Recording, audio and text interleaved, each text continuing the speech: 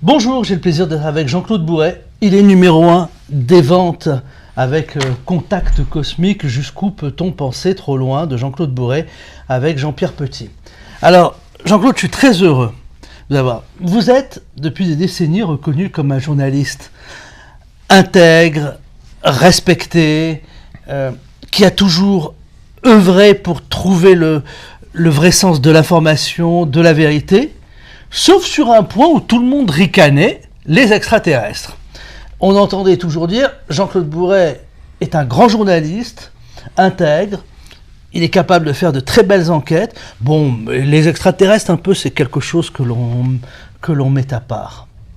Aujourd'hui, la situation a changé, Jean-Claude, parce que pour la première fois, les autorités américaines et l'armée de l'air, l'US Air Force, vient de reconnaître qu'il y avait des objets volants non identifiés. Pour parler clairement, il y a cette fameuse vidéo qui a été authentifiée par le Pentagone. Vous êtes content d'avoir eu raison un peu avant tout le monde, ou vous vous êtes dit on aurait peut-être pu gagner un peu de temps pour évangéliser tous les esprits?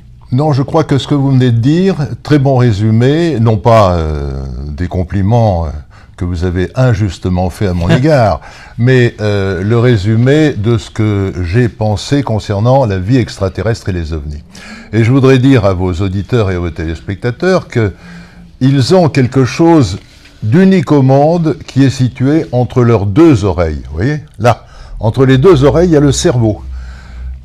Et si les êtres humains, les 7 milliards 500 millions d'êtres humains de la planète Terre, se servaient un peu plus de ce que celui qui nous a créés nous a donné, le cerveau qui est la capacité d'apprendre, d'analyser, de comprendre, de transcender les savoirs que quelquefois on vous impose. Et quand je dis on vous impose, je pense aux religions.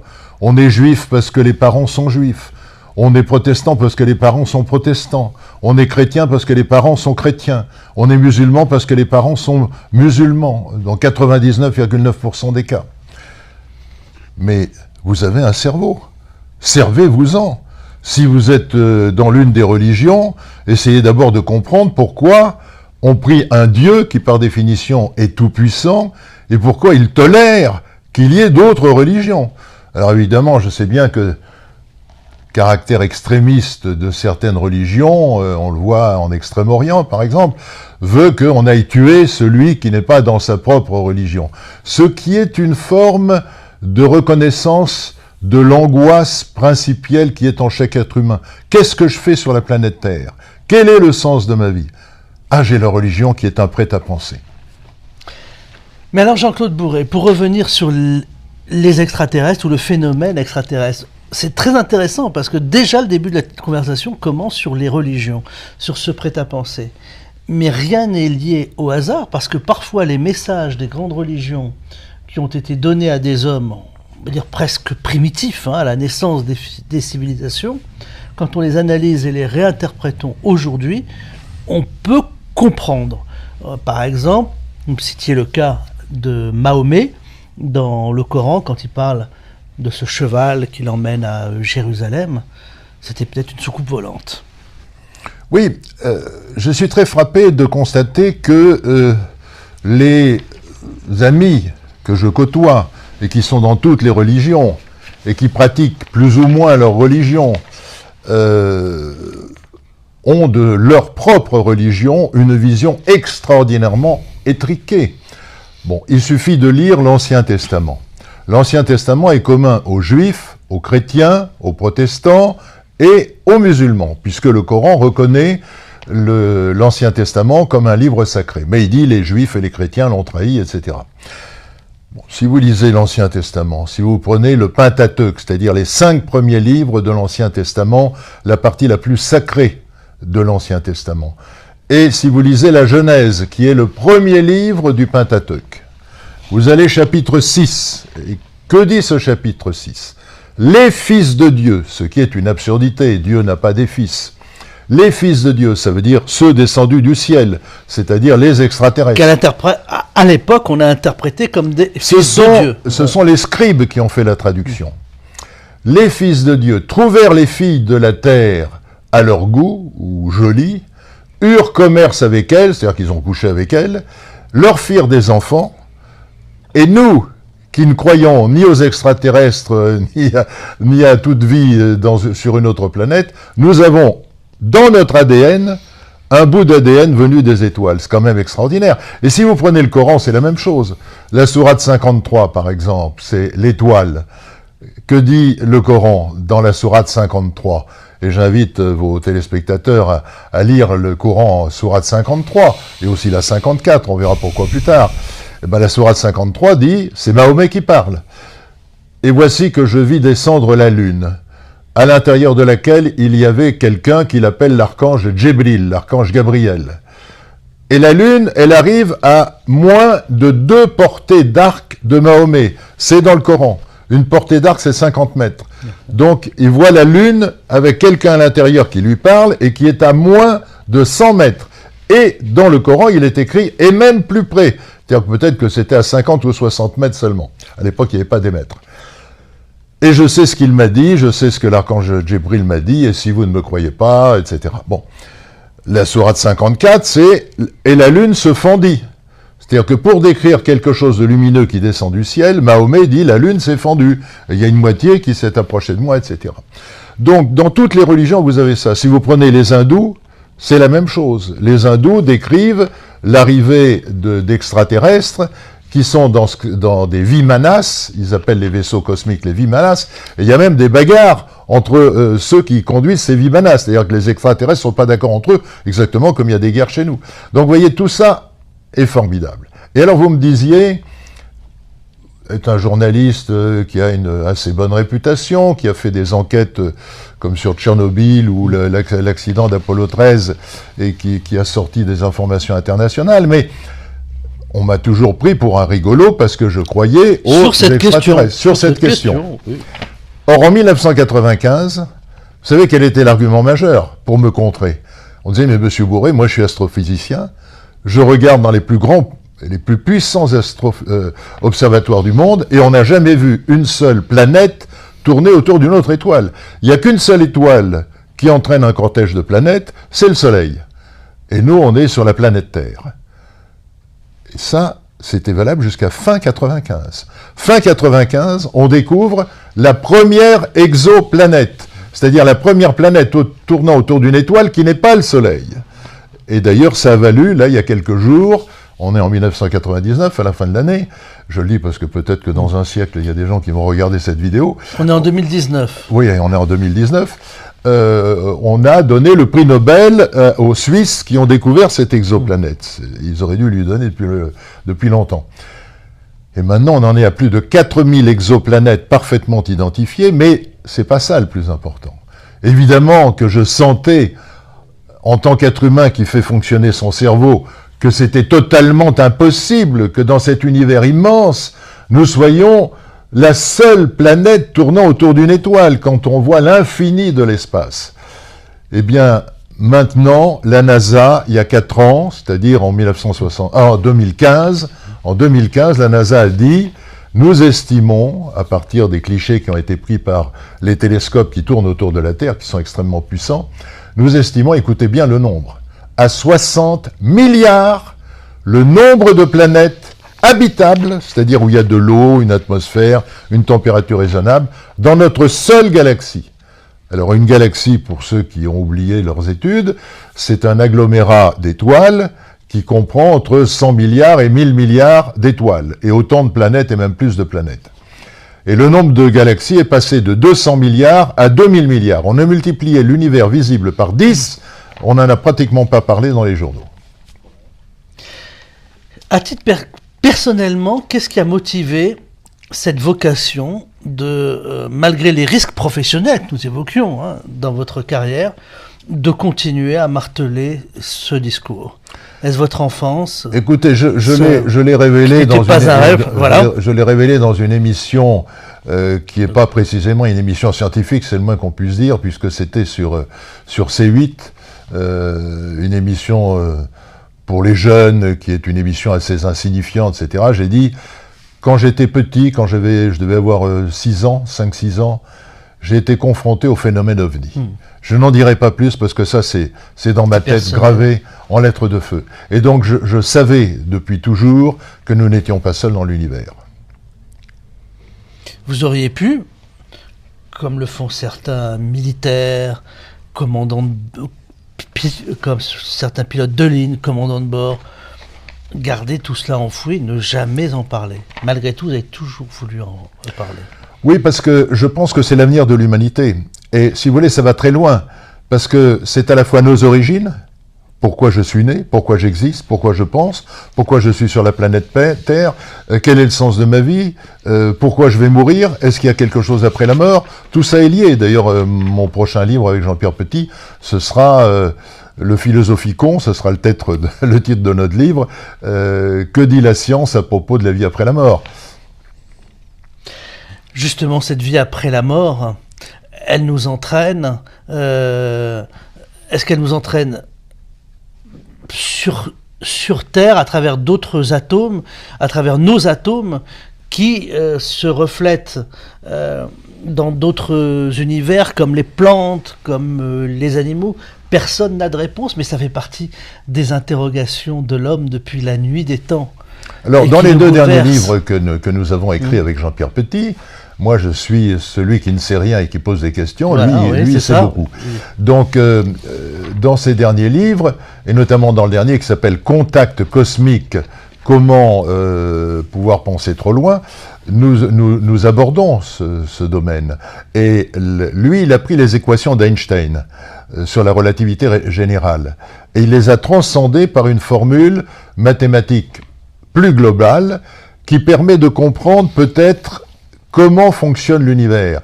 C'est-à-dire qu'il a fait la démonstration qu'à côté, c'est ce qu'on appelle le modèle Janus, à côté de notre univers à nous, que nous voyons, là, il y a quelque chose de concret que je peux toucher, il y a un autre univers qui est un univers de masse négative et qui s'interpénètre avec le nôtre, exactement comme sur un aimant que vous tenez dans la main, il y a une masse positive et une masse négative. Et si vous essayez de mettre la masse positive en face de la masse négative, vous n'y arrivez pas, parce que la puissance est telle que ça fait fuir.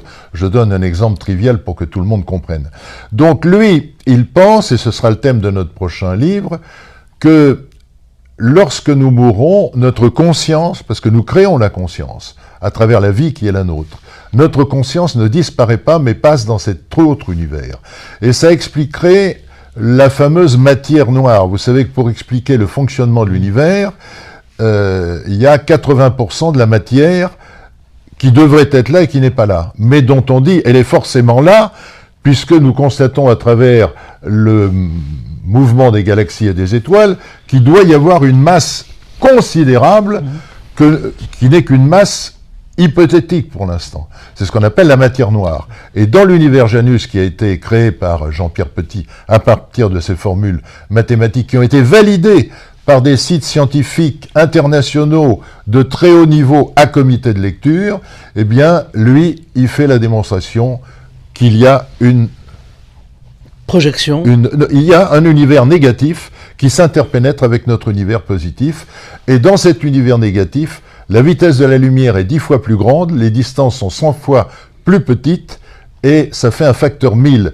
C'est-à-dire que s'il y a une civilisation qui est à 1000 années-lumière, on dit elle ne peut pas venir parce que ça fait un millénaire, mais en passant par l'autre univers, elle n'a qu'un an de voyage. Le fait que le Pentagone, que l'armée de l'air américaine révèle l'existence d'OVNI, est-ce aussi le fait que nous sommes proches d'un contact? Alors le contact a eu lieu en long, en large, en travers, à partir des témoignages de toutes les religions, quelles qu'elles soient. Il y a 10 000 religions sur la planète Terre, mais il suffit de savoir lire. Alors évidemment, celui qui a des œillères et qui ne croit à ce que disent les autorités religieuses de sa religion, il se pose pas la question d'extraterrestre, il dit c'est Dieu qui a voulu, etc. Mais celui qui réfléchit un peu se rend bien compte que ça n'a pas de sens. Parce que si Dieu... D'abord, pourquoi Dieu aurait besoin qu'on le prie? Hein, est-ce qu'un enfant, tous les matins, quand il se lève, il se met à genoux devant son papa en disant « Papa, je t'en prie, fais en sorte que j'ai un vêtement pour être habillé, fais en sorte que j'ai à manger à midi, et le soir, fais en sorte que ce soir j'ai un toit et un lit chaud pour aller me coucher. » Non, c'est une évidence, parce qu'il sait que le papa s'occupe bien de lui, ou la maman, peu importe. Donc déjà, le simple fait d'imaginer qu'il faut prier Dieu, c'est une insulte, à mon avis, à l'intelligence qui nous a créés. Parce que cette intelligence, elle est parfaitement capable de nous gérer sans qu'on la prie. Ensuite, qu'il y ait des mosquées, des églises, des synagogues, des temples, pour dire « Oh, gloire à Dieu, gloire, je te respecte, je t'aime, etc. » Tout ça est une absurdité, parce que l'intelligence qui nous a créés, c'est exactement ce qu'on pense, exactement ce que l'on fait, et c'est exactement nous juger par rapport à des critères qui nous échappent. Alors, je vais reformuler ma question différemment, sur le Pentagone. Jean-Claude Bourret, sur un contact, peut-être, le fait que le Pentagone sorte cette information, cela signifie-t-il qu'il pourrait y avoir, ils savent qu'il pourrait y avoir un contact avec la Terre, et je reformule, non pas un contact sous la forme d'une parabole, d'une métaphore, d'une énième religion qui se crée, mais que l'on nous informe clairement qu'il y a une civilisation extraterrestre. Alors écoutez, vos auditeurs et vos téléspectateurs peuvent aller sur le web et ils vont taper président Medvedev, le président de la Russie, OVNI, ou UFO. Et ils vont tomber sur une vidéo où l'on voit une journaliste russe qui interviewe le président Medvedev, maintenant c'est le président Poutine, à l'époque c'était le président Medvedev, et elle lui demande hors antenne, elle est en dehors du plateau de télévision, et elle se marre parce que les ovnis sont encore aujourd'hui, et les soucoupes volantes sont considérées comme un truc rigolo, quoi. C'est les crétins qui croient aux extraterrestres et aux ovnis. Donc elle lui dit, Monsieur le Président, vous qui avez accès à tous les grands secrets d'État de la planète, qu'est-ce que vous pensez du dossier ovni? Et lui, il est très sérieux. Et vous pourrez la regarder, cette vidéo, elle est sur le web. Et il dit, vous savez, quand on est élu président de la Russie, la première chose qu'on nous donne, c'est une mallette dans laquelle il y a la liste de tous les extraterrestres qui sont sur la planète Terre. Alors la fille se marre, elle dit, il se fiche de moi. Il est très sérieux. Donc voilà, je n'en dirai pas plus, bien que j'en sache un tout petit peu plus. Bon, alors là, Jean-Claude Bourret, la liste de tous les extraterrestres qui sont sur la Terre. C'est-à-dire qu'ils ont l'apparence humaine, oui, à des hauts postes de responsabilité. Oui. Est-ce que les théories du complot très complotistes qu'on voit partout sur les reptiliens, ces organisations secrètes, financières qui gouvernent la planète, finalement, faut aller chercher de ce côté-là. Alors, c'est pas si vous fou. avez raison, parce que la théorie du complot, je pense que vous le savez parce que je sais que vous êtes un homme de culture, Merci, a été inventée par la CIA, les services secrets américains, après la mort de Kennedy, pour faire du debunking, c'est-à-dire pour décrédibiliser. L'histoire des reptiliens, c'est la même chose. C'est-à-dire que les services secrets au plus haut niveau, et je sais de quoi je parle, les services secrets au plus haut niveau savent très bien qu'il y a des extraterrestres qui ont apparence humaine parmi nous. Mais pour décrédibiliser cette information qui peut choquer ou qui peut faire rire ceux qui n'ont aucune connaissance du dossier, ils ont injecté dans ce dossier l'histoire des reptiliens. Parce que ça ne fait que décrédibiliser. Et pourquoi décrédibiliser? Mais parce que les gens ne sont pas prêts. Les gens ne sont pas prêts à recevoir encore cette information. On s'approche du moment où il y aura la révélation. Ce sera peut-être dans 15 ans, dans 25 ans ou dans 75 ans. On n'en est pas loin. On n'en est pas loin.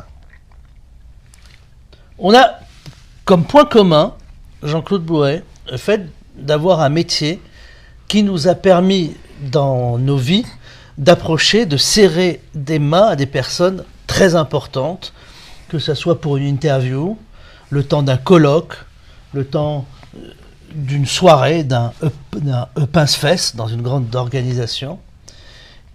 Et je n'ai jamais pincé de fesses. Et il m'est arrivé d'avoir une conversation avec des gens en les sentant que ces personnes n'étaient pas humaines, tellement elles étaient froides, tellement il y avait peu d'empathie, on sentait qu'il y avait quelque chose de faux, comme une comédie. Et c'est là on peut repartir en se disant, mais en plaisantant, bah là c'était un reptilien le mec, c'est vrai que c'était vraiment un reptilien. Mais avec du recul, peut-on penser qu'il y ait des gens qui ne soient pas comme nous, tels que je viens de le décrire? Avez-vous déjà ressenti cela? J'ai ressenti plus que cela. Un jour, j'ai reçu un extraterrestre dans le 20h de TF1. Vous êtes le premier à qui je dis ça. Et c'était extraordinaire parce que, bon, une apparence humaine tout à fait comme vous et moi, évidemment. Et j'ai senti physiquement qu'il prenait mon cerveau intellectuellement. Il avait pénétré dans mon cerveau. C'était un sentiment absolument affolant. Mais à l'époque, j'étais déjà initié au grand mystère de la vie extraterrestre, donc je n'ai pas été tellement surpris puisque je savais qui je recevais.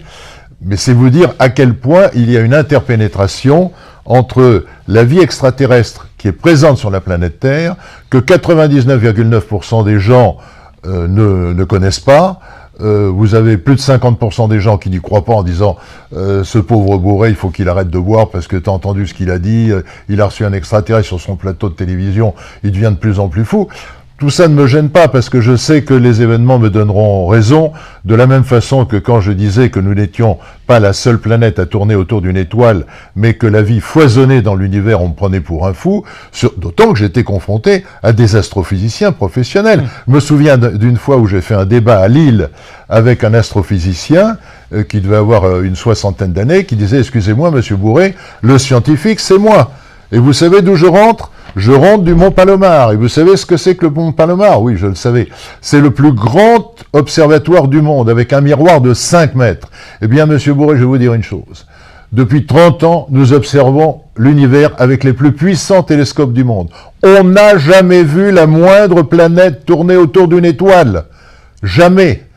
Et moi, je lui ai répondu, du haut, à l'époque, je devais avoir 30 ou 35 ans, déjà, j'avais quelques connaissances, évidemment, je lui ai dit, mais c'est parce que nos instruments d'observation ne sont pas assez puissants. Ah oui, vous avez toujours réponse à tout. Eh bien, les événements m'ont donné raison. Oui, puisque même le Pentagone, comme on l'a dit, vient de le reconnaître. Je rebondis sur ce que vous venez de me dire, Jean-Claude Bourré, quand vous êtes sur ce plateau de télévision, vous sentez que la personnalité que vous interrogez est en fait un extraterrestre et qu'elle tente de prendre le contrôle sur votre cerveau. Cela m'est arrivé, mais avec une grille de lecture différente. Je me suis dit, et comprenez-vous cette grille de lecture? Est-ce sans doute quelques années d'éducation ou de retard par rapport à vous, n'est pas le même niveau que... Moi, je me suis dit tout bêtement, c'est une créature du diable. C'est en quelque sorte, c'est un être satanique. Je le sens bien que c'était de faire des messes noires. Voilà ce que je me suis dit quand j'ai vécu ce type de contact. C'était déjà une première grille de lecture. Si vous l'avez ressenti, je ne suis pas étonné parce que compte tenu d'autres personnes peuvent la ressentir. C'est pour ça que je pose cette question. Compte tenu des responsabilités de la carrière qui est la vôtre que je connais, puisqu'on se connaît depuis 40 ans, je sais que vous êtes quelqu'un qui avait le bras long, comme on dit, vous avez des contacts à tous les niveaux. Pratique. Il faut les rebondir. Vous avez des contacts à tous les niveaux, donc si vous l'avez ressenti, vous confirmez ce que je viens de dire. Simplement, il faut en avoir conscience et comprendre aussi ce qu'ils font sur la planète Terre. Ça, c'est un autre domaine. Voilà, mais on l'a tous ressenti, j'ai des contacts aussi, où on interprète ça, maintenant, avec notre grille de lecture terrestre, cet homme est le diable, il doit avoir... Ah non, le diable n'existe pas. Il y a simplement... du diable. Voilà ce qu'on dit. Dans les civilisations extraterrestres, c'est exactement ce qui se passe sur la planète Terre. Sur la planète Terre, vous avez des civilisations, vous avez des ethnies qui sont différentes, vous avez les blancs, vous avez les jaunes, vous avez les noirs, vous avez les peaux rouges, etc. Bon, et ils n'ont pas la même culture, il y a 10 000 religions sur la planète Terre, eh bien, il y a des milliers de milliards de planètes qui abritent une forme de vie supérieure en intelligence et en culture à notre propre civilisation. Pour une raison très simple, c'est que nous, on est descendu de l'arbre, le singe est descendu de l'arbre, il y a quelques centaines de milliers d'années, 300 000 ans, peut-être 500 000 ans, peu importe. La planète Terre a 4 milliards et demi d'années. L'univers a 13,8 milliards d'années. Ce qui veut dire que sur d'autres planètes, la vie a pu naître des millions ou des milliards d'années avant la nôtre. On ne peut même pas imaginer ce que serait une civilisation qui n'aurait que 5000 ans d'avance par rapport à nous, alors des milliards d'années. Alors Jean-Claude Bourret, là, tout ce qu'on dit sont des faits, jusqu'à présent. Maintenant, j'aimerais franchir une étape supérieure, on quitte les faits, qu'on essaye de réfléchir et d'extrapoler avec des choses qui peuvent être crédibles ou pas crédibles. Si ces gens-là sont là, est-ce pour nous surveiller dans l'espoir peut-être un jour de nous conquérir, ou est-ce qu'ils nous maîtrisent déjà, est-ce qu'ils nous ont déjà conquis? Il y a bien un but dans tout cela, ou ces gens-là sont-ils tout simplement nous, et c'est tout simplement une forme plus avancée de domination de ce que nous appelons l'homme, mais en réalité, eux aussi sont hommes, puisque si nous sommes extraterrestres, eux sont terriens aussi. Ah, c'est une très belle formule, et vous avez tout à fait raison. Alors, pourquoi sont-ils sur la planète Terre, et pourquoi ne nous quittent-ils pas?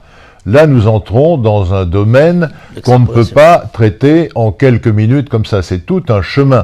Vous savez, c'est un peu comme la petite fille ou le petit garçon qui a 4 ans et qui demande à son papa ou à sa maman, dit « Papa, comment on fait les enfants ?» Alors le papa, il va dire, ou la maman, bah tu sais, le papa, il met une petite graine dans le ventre de la maman, et puis après, il y a une fleur qui pousse, et puis c'est toi, ma chérie. Voilà, mais en fait, il ne sait pas exactement comment ça se passe, et puis même quand il découvre comment ça se passe, il ne sait pas exactement pourquoi l'homme est attiré par la femme et vice-versa, et pourquoi ils ont envie de procréer ensemble. Il y a une programmation extrêmement forte en chaque être humain, puisque même les couples homosexuels veulent des enfants. Donc on voit bien que la finalité de la vie, c'est de donner la vie. Et la finalité de la vie étant de donner la vie est créée pour qu'il y ait la conscience. Nous sommes des créateurs de conscience. Et la conscience permet de créer l'univers. S'il n'y avait pas de conscience dans l'univers n'existerait pas. Mais alors, si ces formes de vie avancées, mais ces formes de vie, c'est peut-être nous. Il y a peut-être dans notre vie terrienne ces races supérieures, en quelque sorte, qui seraient ces races extraterrestres. Elles ne communiquent pas, elles dissimulent leur présence sur Terre, mais dans chaque pays, elles sèment des graines. Elles sèment des graines à travers, en France, par exemple, un Jean-Claude Bourret. Alors Jean-Claude Bourret, vous n'êtes pas... votre CV est important.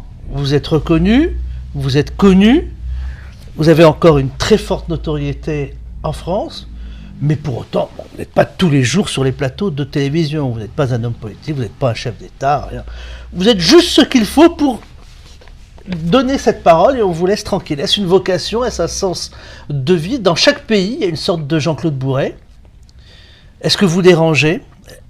Ou est-ce que finalement, à la hauteur de ces vies extraterrestres qui nous dominent, ce serait comme si des humains observaient des fourmis, une colonie de fourmis, et il y a une fourmi en chef dans chaque territoire, dans chaque case, qui dit « Regardez, il y a des humains qui nous observent. » Les autres fourmis, on a autre chose à faire.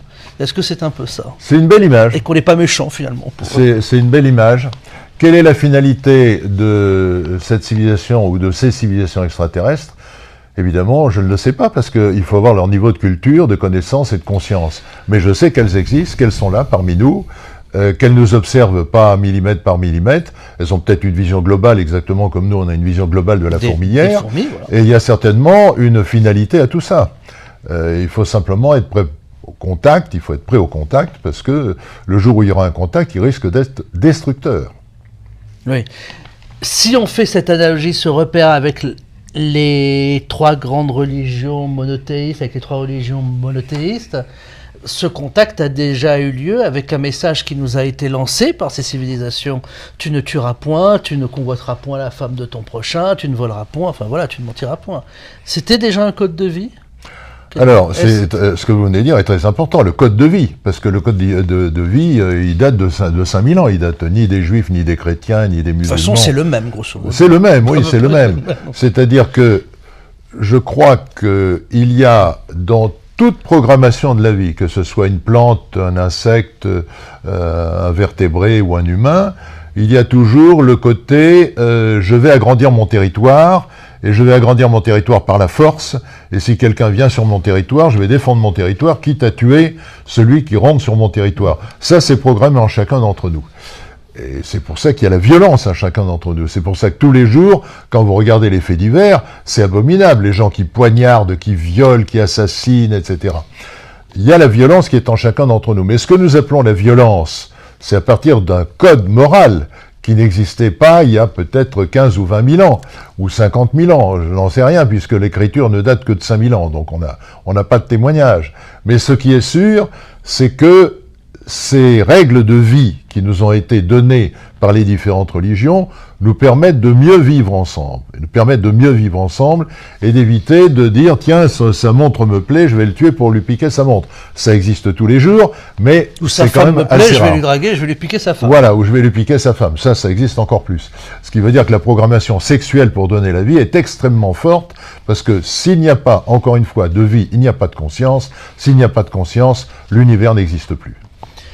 Plus les chercheurs, les scientifiques ont cherché à prouver que Dieu n'existe pas, moins ils sont arrivés à le prouver. Je fais référence par exemple à Jean Guiton, qui a fait son livre avec les frères Bogdanov sur Dieu et la science. Et plus les scientifiques tentent de prouver que les ovnis n'existent pas, moins ils arrivent à le faire, plus ils recherchent, moins ils arrivent à le faire. Oui, parce que à chaque moment de l'histoire qui passe, pratiquement chaque année, vous avez un élément nouveau, incontestable, qui montre que tous ceux qui disaient « on est seul dans l'univers », la planète Terre est la seule planète habitée de l'univers parce qu'il n'y a qu'un seul système planétaire autour d'une seule étoile qui est le Soleil, c'est le nôtre.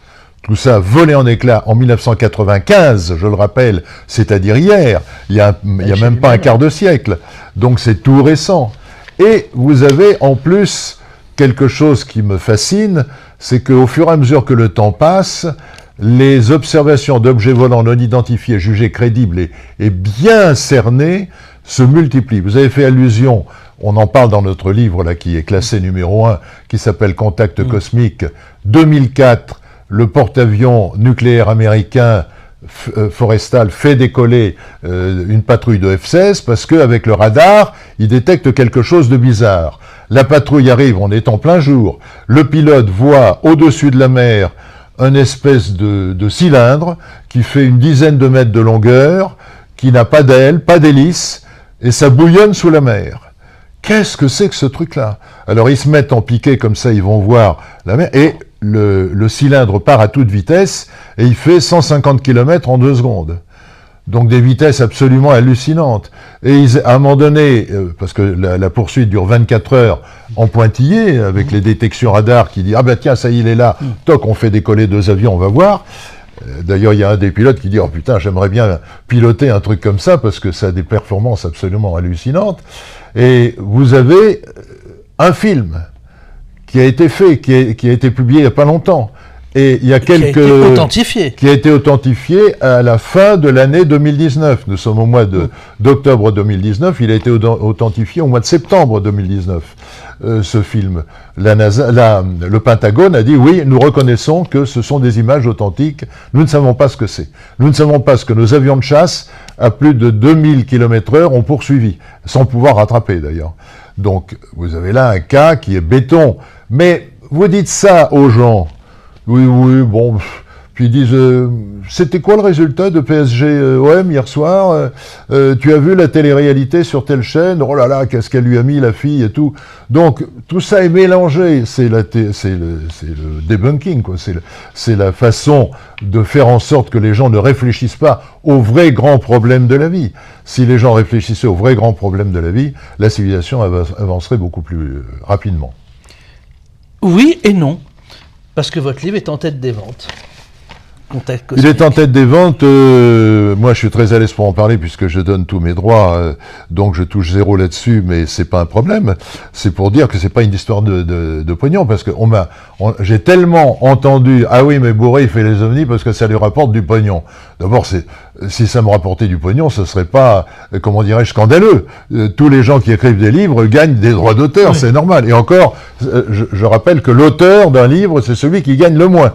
L'auteur d'un livre, il gagne entre 8 et 12%. Le libraire, il gagne 35%. Le distributeur, il gagne 25%. L'éditeur, il gagne 25%. Et encore là, c'est 8 à 12%, c'est pas pour vous. Voilà, absolument. Donc, c'est pas mais vous savez, on a l'art de tout salir. Ou alors c'est pour se faire de la pub. Qu'est-ce que j'en ai à fiche? J'ai 78 ans, bientôt 79, me faire de la pub, je vis très bien sans la pub. Mais je crois que j'ai un message à faire passer. Ça m'intéresse beaucoup parce que je crois que ça ouvre l'esprit des gens quand je leur dis regardez un peu le ciel, regardez le cosmos, regardez pas toujours votre écran sur votre smartphone ou votre tablette. Il y a autre chose dans la vie. Et les gens progressent comme ça. Ils ont une vision cosmique et ils ont une conscience cosmique qui leur permet d'être des humains à part entière. J'ai mon interprétation sur ce que vous venez de dire, c'est que le sujet que nous venons d'évoquer, Jean-Claude Bourret, est sans doute celui qui est de plus important sur Terre. Parce qu'en fait, je le mettrai de la même manière que la philosophie, que la spiritualité. C'est ce qu'il y a de plus important. C'est ce qui fait que nous sommes hommes ou femmes, ce que nous vivons, ce que nous pensons, ce que nous réfléchissons. Et comme d'habitude, ce qui est de plus important, parce que c'est ce qu'il y a de plus important, nous ne voulons pas le voir en face. Nous ne voulons pas le voir en face, et puis je vais ajouter quelque chose. La prière. Moi, quand j'étais petit, je priais énormément. Quand j'avais 7 ans, 8 ans, 9 ans, j'allais au catéchisme, et je me souviens même que j'avais prié, je récitais des centaines de fois le Notre Père, le Je vous salue, en disant, peut-être que quand je serai vieux, je ne prierai pas, et donc je fais une provision de prière maintenant pour quand je serai vieux, que je ne prierai pas, pour que tous les jours, je récite au moins un Je vous salue, un Notre Père. C'était mignon, si vous voulez. Mais ce que les gens ne comprennent pas, c'est que quand ils prient Dieu, quelle que soit leur religion, c'est pas Dieu qu'ils prient, c'est leur propre esprit. Quand ils disent « Notre Père qui êtes aux cieux », etc., oui, il y a un Créateur qui n'est pas aux cieux, mais qui est partout autour de nous, y compris dans nos propres atomes.